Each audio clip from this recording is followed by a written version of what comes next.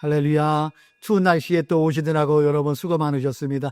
우리 아버님 평안하셨고요. 예, 날씨가 많이 추워졌어요. 그렇죠? 많이 추고 올해 들어 오늘 주일 들어 제일 추운 것 같아요. 바람이 불어서 그런 것 같아요. 어쨌든지 간에 바람이 불어도 두세 달 지나면은 또 봄날이 올 것입니다. 그러나 우리의 마음까지 춥지 않도록 늘 성령님께서 동행하시는 그런 하루하루가 되시기를 축복합니다. 또 유튜브로 또 누군지는 모르지만 이렇게 들어오셔서 예배 드리는 분들이 계셔요. 그 가운데도 함께 하시고, 오늘 멀리 제주에서 들어오셨네. 제주에 있는 우리 자매님도 축복하시고, 또 광주에서 서울, 안산, 인천, 춘천에서 예배 드린 여러분들께도 주님의 동일하신 위로가 임하기를 소망합니다. 예, 제가 인사말에도 드렸듯이 날씨가 많이 춥죠. 그리고 저는 가끔 이제 저도 나이가 들어서 그런지 이렇게 옛날에 불현듯 어렸을 때의 그런 생각이 나요. 그러면서 드는 생각이 요즘 겨울에는 이 난로에 대한 생각을 해보았어요.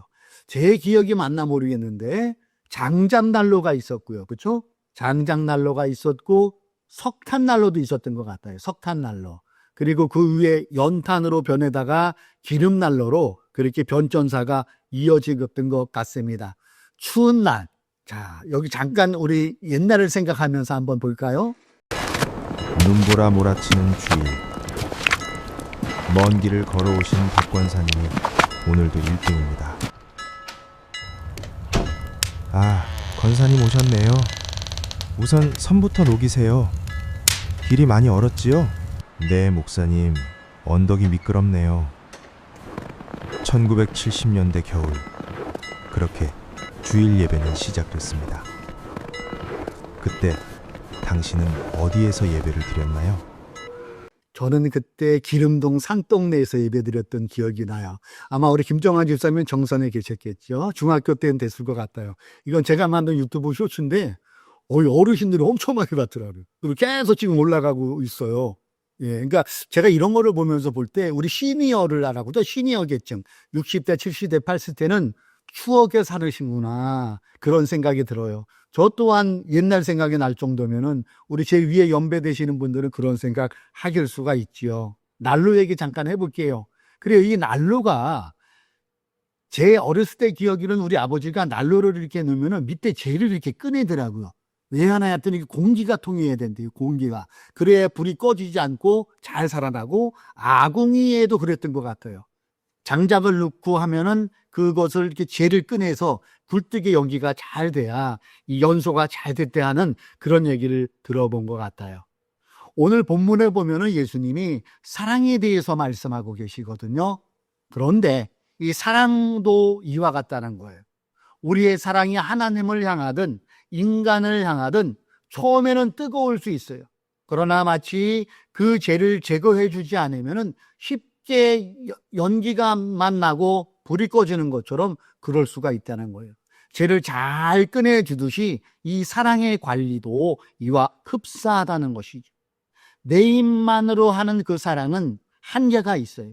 마치 성냥불을 탁 켜면은 훅 오를 뿐이고 금방 꺼지듯이 내 힘으로 하는 사랑은 한계가 반드시 돌아갈 수가 있고 나중에는 아우 나 못하겠다 하면서 포기하는 사랑이 될 수 있다는 것입니다. 오늘 본문을 통해 주님은 우리에게 이렇게 말씀하시는 거예요. 특별히 하늘 뜻 푸른 위의 성도들에게 이렇게 말씀하신다고 저는 생각합니다. 내 사랑하는 자녀들아 사랑하거라. 사랑하되 그 사랑이 꺼지지 않게 하라. 이렇게 본문을 통하여 우리에게 말씀하고 있다는 것이죠. 그리고 그 꺼지지 않는 사랑은 우리가 예수님 안에 머물 때 그 사랑은 꺼지지 않고 오래 갈 수 있음을 본문은 일관되게 주장하고 있다는 얘기입니다. 우리 본문 9절을 보실까요? 아버지께서 나를 사랑하신 것 같이 나도 너희를 사랑하였으니 나의 사랑 안에 거하라. 여기에서 우리를 순서를 한번 생각해 보아야 돼요. 무조건 사랑하라가 아니죠. 아버지께서 나를 사랑하신 것 같이 나도 너희를 사랑한다. 주님이 우리를 사랑하신다는 거예요. 그리고 먼저 있을 것은 그 주님의 사랑 안에 거하라는 거예요. 그 거한다는 것은 주님의 사랑을 체험하라는 것도 될 수 있고 경험하는 것도 있고 어쨌든 주님 안에 먼저 우리가 머물러 있어야 돼요. 그 사랑을 받는 것, 그 사람 안에 머물러 있는 것, 이것이 반드시 선제돼야 된다는 거예요. 그 이유가 뭘까요? 하나님이 우리 인간을 창조하셨죠. 하나님은 인간의 한계를 누구보다 잘 알고 계세요. 즉 우리의 마음도 알고 계시고 우리의 체력의 한계, 우리의 감정의 한계까지 알고 계시다는 거예요. 그래서 먼저 하나님 안에 사랑에 거할 때 이 사랑이 지속됨을 알기 때문에 내 사랑 안에 거하라, 이렇게 말씀하셨다는 것이죠. 그래서 사랑에도 순서가 있다는 거예요. 즉 그 첫 번째 순서는 주님의 사랑 안에, 우리가 먼저, 내가 먼저 주님의 사랑 안에 머물기, 이게 먼저 돼야 된다는 거예요. 주님의 사랑이 내 마음에 먼저 채워지고 그 다음에 그 받은 사랑을 내 주변에게 흘려보낼 때 이게 제대로 된 순서가 된다는 것이죠. 이와 반대로 어거지로 하는 사랑, 성냥불 같은 그런 순간적인 사랑은 반드시 한계에 도달할 수 있고 억지 그 자체 이상도 이하도 아닐 수가 있다는 겁니다. 이 억지로 하는 사람, 순서가 바뀌어진 내 주장대로 하는 사랑은 어느 날 한계에 도달하고 서로 간의 관계도 흔들릴 수 있다는 것이죠. 그래서 주님이 원하는 사랑은 잠깐 타오르다 끝나는 사랑이 아닙니다. 내 의지대로만 억지로 하는 사랑은 한계가 있다는 것, 우리가 마음에 새기고 우리 본문을 대했으면 좋겠습니다. 계속 이어서 16절을 아까 읽어볼게요. 노란 글씨 한번 보세요. 열매가 항상 있게 하여. 여기서 우리가 알 수 있는 것은 주님은 항상 열매가 유지되기를 원하신다는 것이죠. 잠시만의 열매가 아닌. 그러므로 주님 사랑 안에 먼저 머물 때에 그 열매 또한 지속될 수 있음을 우리가 알 수 있습니다. 이 시점에 여러분 제가 잠깐 얘기하는 이 단어를 한번 기울여 보세요. 번아웃이란 얘기 여러분 종종 들어보셨어요? 나 번아웃 와서 도저히 못하겠어. 이 번아웃이라는 뜻이 말 그대로 영어로 그대로 해석하면은 불이 다 타서 꺼져버린 상태. 마치 성냥불이 커졌다가 꺼진 상태. 나무 장작나무에 난로 넣는데 다 꺼진 상태. 이것을 번아웃이라고 표현을 하는 거고요. 우리나라 말로 표현한다면 탈진 상태, 완전 지쳐버림을 말할 때 번아웃이라고 합니다. 장작난로가 처음엔 불이 잘 붙어서 따뜻한데 계속 떼지기만 하고 연료를 채워주지 못하면은 어느 순간 불이 확 꺼지는 거. 그래요. 사람의 마음도 이와 같다는 거예요. 사람의 사랑도, 인간의 사랑도 이와 흡사하다는 거예요. 우리가 하나님 안의 사랑을 먼저 경험하지 못하고 하나님 사랑 안에 머물러 있지 않고 하는 그 사랑은 순간은 참을 수가 있을 거예요. 나름 애로써서 어느 정도 결과는 있을 거예요. 그러나 거기까지라는 거죠. 그렇게 계속 사랑을 흘러보내만 되면은 어느 순간 내 마음이 텅 비고 힘이 뚝 떨어져 버리는 그런 상황에 우리가 도달할 수 있다는 얘기죠. 제가 아는 목사님 가운데는 축사 사역하는 목사님들이 많으세요. 저는 순복음교회 목사잖아요. 순복음은 특별히 이 신유 쪽을 많이 강조해요. 병 고침, 또 귀신 내쫓음. 이것을 부인하고 저는 부인하지 않아요. 이것을 받아들이는 대표적인 순복음 교단의 목사고 이런 신학을 제가 했어요. 근데 이 주변 성배 목사님들 보면은 이 사역을 하다가 멈추는 경우를 제가 많이 봤어요. 한마디로 번아웃에 임한 거예요. 60년대, 70년대, 제가 아까 톡으로 본 그 시대에는 병원의 의료시설이 좋지가 않았죠. 의료보험도 좀 없었고 그럴 때니까 웬만하면 견뎠어요. 그 과정에서 하나님이 역사하시니까 상황이 그러하다 보니 목사님한테 기도받으면 많은 병자들이 고침받는 것 있었어요. 팩트입니다. 세월이 흘렀어요. 30년, 40년 의료보험이 발달되고 누구나 의료 혜택을 받는 대한민국이 돼버렸어요. 여러분 이 시점에 하나님의 역사는 초자연적인 역사 일어나요. 이와 더불어 의료를 통해서도 일어난다는 것 우리가 받아들일 수 있어야 돼요. 세월이 가면 갈수록 이제는 이 초자연적인 역사가 어느 정도 줄면서 병원을 통하여서 하나님은 그 사람도 고치고 가고 계세요. 근데 제가 아는 이 목사님은 이런 쪽에 많이 신유가 은사를 받아서 많은 병자를 고쳤어요. 어느 날 이번에 소식이 안 닿는 거예요. 왜 그럴까 했더니 번아웃이 온 거예요. 낮과 밤이 없는 거예요. 특별히 중독 증세 있는 분들은 낮과 밤이 없잖아요. 알코올 중독, 가전폭력 이런 중독 있는 분들, 도박 중독. 한계가 사생활이 없어진 거야. 사생활. 낮이고 밤이고 더군다나 개척 걸리니까 그 위에서 우리가 거기서 풍겨 나오지는 그런 악취나 본의 아닌 그런 것들로 인하여 그 정상인들, 아프지 않은 분들이 왔다가 힘들어하는 거예요. 냄새 때문에. 그래서 그런 데서 갈증을 오다가 여러 가지 이유로 또 가정적으로도 돌보지 못하니까 그런 자녀들의 문제. 그것이 들어오다 보니까 이분이 지쳐버린 거예요. 그러면서 저한테 하는 말이 지금도 기억이 나요. 박 목사가 먼저 챙겨야 돼. 박 목사가 먼저 사람 안에 거하여 있어야 돼. 그래야 이 사역이 가능한더라고. 지금 그분은 어디가 계신가 모르겠어요. 제가 여러분에게 드리는 이 말씀이 마이크를 통해 밖으로 나가죠. 들어가는 거예요. 소리가. 그러면서 인풋, 아웃풋, 스피커를 통해서 나가는 것. 이게 사랑이라는 거예요. 우리가 하나님의 사랑을 제대로 먼저 받고 그 다음에 흘려보낼 때 무리가 없어요. 그러나 이 하나님의 사랑을 받는 것이 일시적인 것만 멈추고 계속해서 내 의도대로만 한다면은 우리 또한 어려움을 겪을 수가 있다는 것을 제가 방금 사례드린 이 목사님이나 또한 본문을 통하여 우리는 생각해 볼 수 있어야 돼. 그래서 이 신유 사역은 이거는 제 개인적인 생각을 전제로 해서 말씀드립니다. 규모가 팀이 있어야 되겠더라고요. 어느 정도 지원해 줄 수 있는. 그리고 영적으로, 의료적으로, 심리적으로, 학문적으로 요것이 잘 맞춰져 들어가면 그게 롱런할 수 있지만은 목사님 혼자 이것을 다 감당한다. 분명히 한계가 있다는 것을 저는 말씀드리고 싶어요. 자, 오늘 주님의 말씀 중요한 거예요. 주님은 우리에게 무조건 더 사랑해라, 사랑하라 그러지 않아요. 먼저 할 것이 무엇이라고요? 내 사랑 안에 머물라. 너무나 중요한 말씀이라는 거예요. 우리의 심령이 주님의 사랑으로 먼저 채워질 때 그 사랑이 오래 갈 수 있고요. 그 주님의 사랑이 내 안에 채워질 때 이웃에게도 주님의 받은 그 사랑을 흘려보낼 수 있다는 것 마음에 새기시기를 주님의 이름으로 권면을 드립니다. 계속 이어서 우리 13절을 한번 보겠습니다. 자, 우리 13절은 같이 한번 읽어볼까요? 시작. 사람이 친구를 위하여 자기 목숨을 버리면 이보다 더 큰 사랑이 없다니. 어떠세요? 솔직히 부담 가는 말씀이죠. 주님의 말씀 받기가 힘들어요. 사람이 친구를 위하여 자기 목숨을 버리면 이보다 더 큰 사랑이 없나니? 아니, 친구를 위해서 목숨을 버려? 받아들이기 힘든 말씀이에요.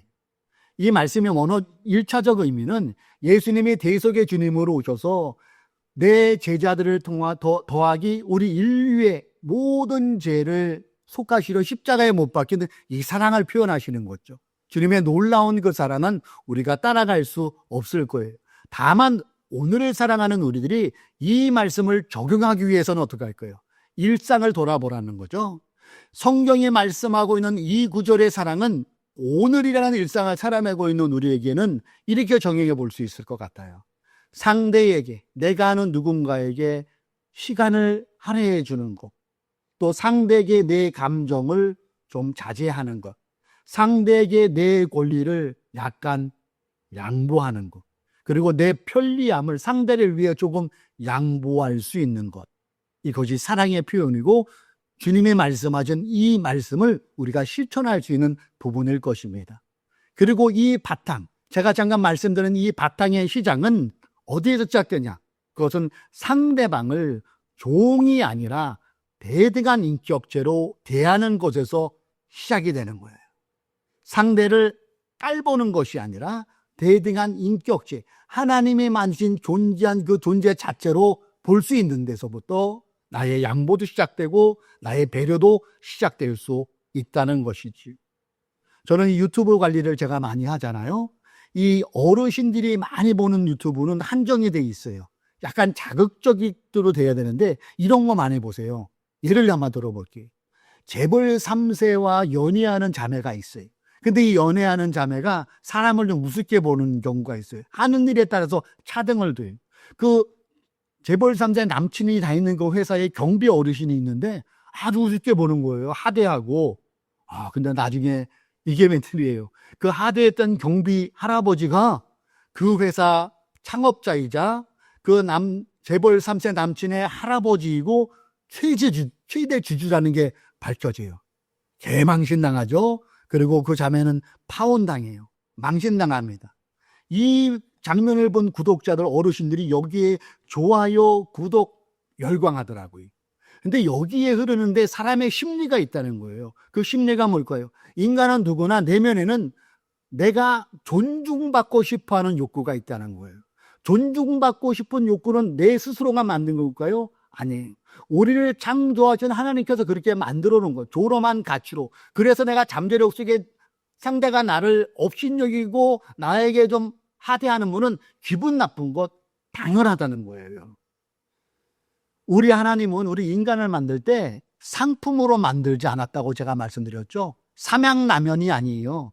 이 종은 찍어서 나오는 거예요. 상품이에요. 이 기능, 땡, 이것까지예요. 그러나 우리 인간은 상품이 아닌 작품이에요. 걸작이에요. 75억 분의 1, 75억 분의 홍용식, 75억 분의 김종환, 한 명이에요.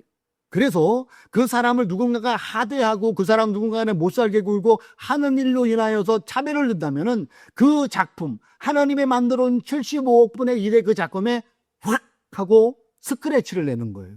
하나님이 안 기뻐하시는 거예요.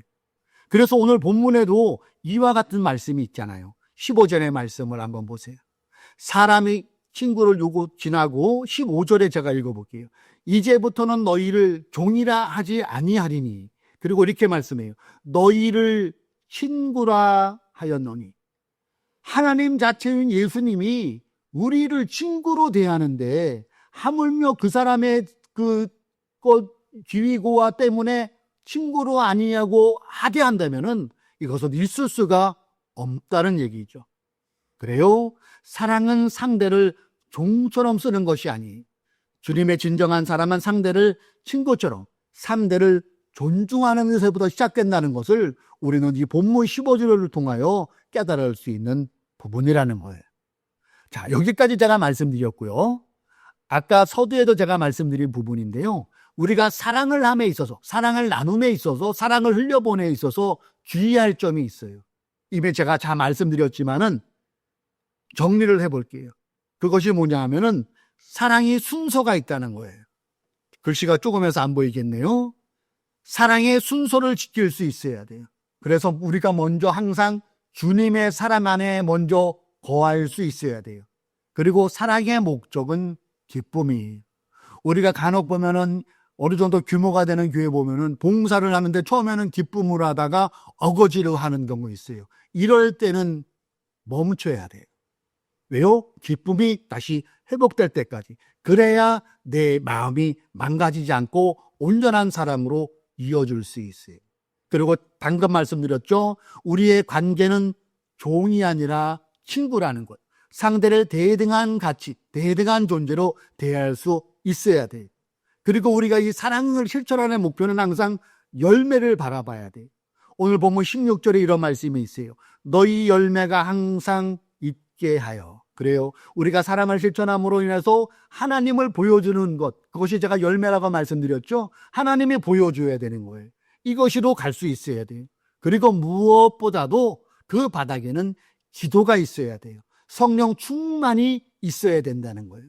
그럴 때 16절의 말씀처럼 무엇을 구하든지 다 받게 함이라는 이 은혜도 우리에게 임할 수 있다는 것이지요. 말씀을 정돈하면서 항공기 얘기로 제가 마무리를 해야 될 것 같아요. 여러분, 비행기를 타보면은 간혹 저도 비행기 탈 경우 있죠. 국내선. 그러면 이렇게 안내문이 있더라고요. 그 안내문 중에 그게 제 눈에 들어온 게 뭐냐면은 무슨 응급 상황이 됐을 때 이 산소 마스크를 어린아이에게 아니면 신진약자에게 먼저 씌워주지 말고 내가 먼저 산소 마스크를 끼라는 그런 안내문이 나오더라고요.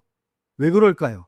어린이나 노약자들 또 심신미약자들은 이 다루는 게 익숙하지 않잖아요. 걔 먼저 달아주다가 내가 봐둬야 될 보호자가 먼저 상처를 입으면 안 된다는 것이잖아요. 사랑이 이와 같다는 거예요. 내가 먼저 예수님의 사랑 안에 머물러 있어야 돼. 그것이 먼저 체험돼야 돼요. 그리고 주님의 사랑으로 내가 숨을 쉴 수 있어야 돼요. 그런 다음에 이 사랑을 옆에 사람에게 흘려보낼 때 우리가 지치지 않고 온전한 사람을 이루어질 수 있으며 하나님이 모여있는 삶의 열매로 나타나 하나님께 영광 돌릴 수 있는 우리의 삶이 될 수 있다는 거예요. 오늘은 사랑에 대해서 여러분과 말씀을 나누었어요. 지속 가능한 사랑은 내 의지가 아니에요. 계속된 사랑은 하나님 안에 우리가 먼저 머물러야 돼요. 그리고 그분의 사랑을 체험해야 돼요. 그리고 받은 사랑을 마치 제가 여러분에게 말할 때 마이크를 통해 스피커가 나가는 것처럼 이렇게 흘러나갈 때에 이것이 온전한 사랑의 흐름이 되고 지속적인 사랑이 될 수 있음을 우리는 본문을 통하여 알게 됩니다. 바라기는 이제 2026년도 열흘 정도 지났잖아요. 우리 안에 주님의 사랑이 충만하게 임하기를 먼저 주님의 이름으로 축복을 드립니다. 그리고 주님의 주시는 이 사랑을 가지고 이웃에게 흘려보낼 수 있는 우리가 되므로 어디서나 예수 그리스도가 우리의 그 행동을 통하여 우리의 섬김을 통하여 일상에서 드러남으로 하나님께서 영광 받으시는 2026년 그리고 하루하루의 일상이 되시기를 주님의 이름으로 축원합니다.